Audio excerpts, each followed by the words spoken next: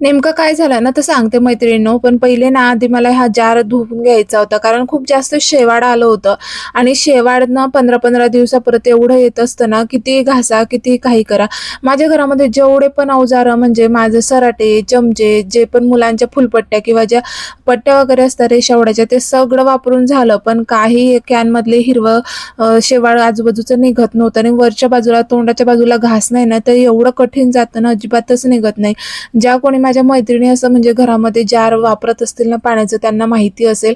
आणि एकदाच शेवाळ आला ना का ते पाणी ना अजिबात पिऊ वाटत नाही. खूप म्हणजे असं वास येतो आणि मग ते म्हणजे कसं नेहमी तसं वास आला ना की मुलंही पाणी प्यायला कंटाळा करतात आणि मला सुद्धा नाही आवडत. तर मी 15-15 दिवसापर्यंत हे साफ करत असते. पण मग मला हा ब्रश दिसला होता तर मी मागवून बघितला, तर खरंच खूप कामाचा आहे.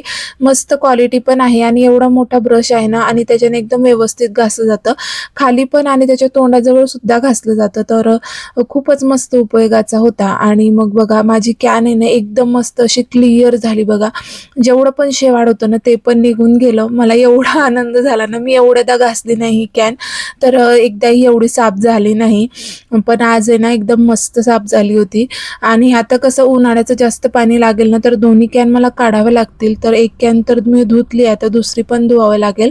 आणि बघा आता कसं आहे ना, पायनॅपल यावर्षी खूप जास्त आले आहे अननस. तर मी 2 अननस लावली होती, तर दोघी जगली आहे. आणि आता हे तिसरं मी अननस आणलं होतं. हे खूप मोठं होतं आणि खूप गोड होतं. म्हटलं आता याला तर लावायलाच पाहिजे.